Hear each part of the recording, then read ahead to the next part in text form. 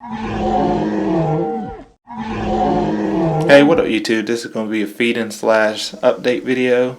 As you can see, I'm feeding them dubia roaches. They really enjoy them. As you can see, I'm trying to train them to come on my hand when I'm feeding them. Just to get them used to my hands more if I can pick them up. One is already okay with being picked up, but the other one's still a little skittish. At first I had a problem getting one of them on dubia roaches. I had to buy crickets for the first 3 days, and after I ran out of crickets, he started going towards the dubia roaches, so it's okay now. So yeah, I'm happy about that. And yeah, you can see this one right here taking down a pretty big dubia roach, but it's okay for these guys. They eat kind of like snakes, so they can get down big prey. And it's dusted with calcium with D3.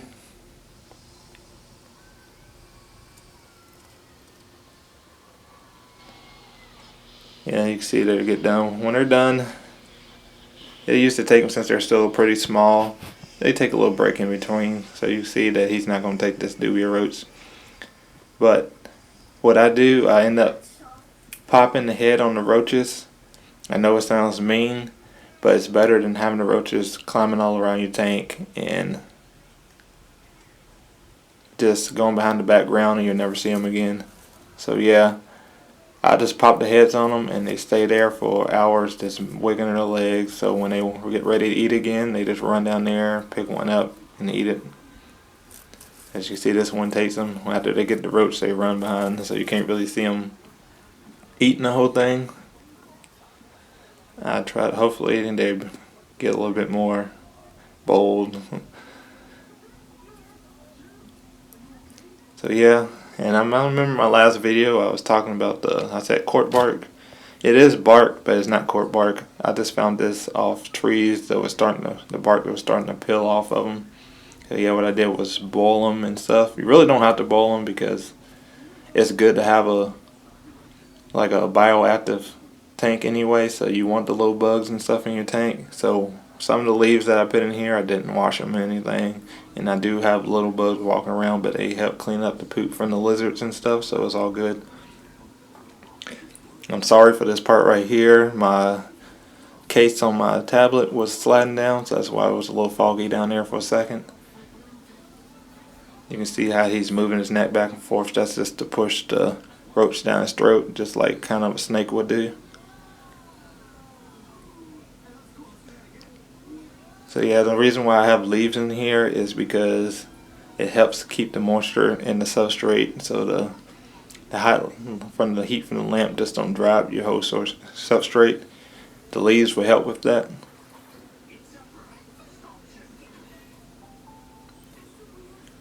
So yeah, I'm really enjoying these guys. They're really awesome lizards.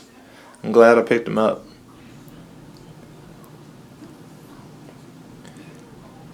Yeah, if you're looking for something that doesn't get too big and you want to monitor it, but you don't want nothing that's going to be way too big that you can't handle, don't have to worry about if it's going to be aggressive or not, these are a really good beginner monitor.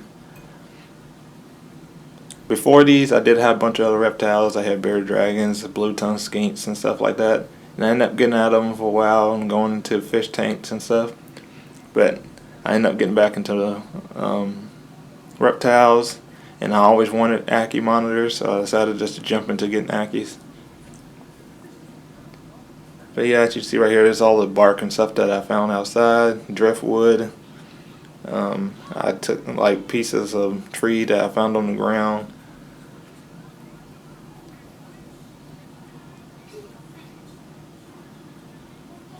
Yeah, I'm just showing all the leaves I have on the ground and how it helps. The humidity is 65. And as you can see right here, this is where I popped the head on the roaches, just for them not to move. You can see it's still moving, but it's not going to be able to run away and go behind the background and stuff. It's still going to move to get the attention of the Ackie monitors, but you don't have to worry about them going behind your background, like I said. So that's a nice little trick that I learned from who I bought the Ackies from.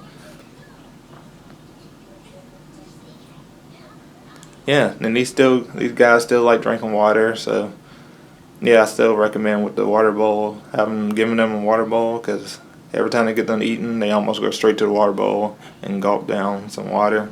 And here, as you can see, my substrate is about 5 to 6 inches deep in front. Well, I'll say about 5 inches in front, and towards the back, it probably gets up to about 7 inches. And that's good for now. I don't plan on keeping these guys in this tank forever. I do plan on building a bigger tank in the future. Hopefully, when I move in a couple months, that'll probably be when I start to build one, or if I can find one, I will buy one. So yeah, I hope y'all guys enjoyed this video, and please like and subscribe, and I'll catch y'all later.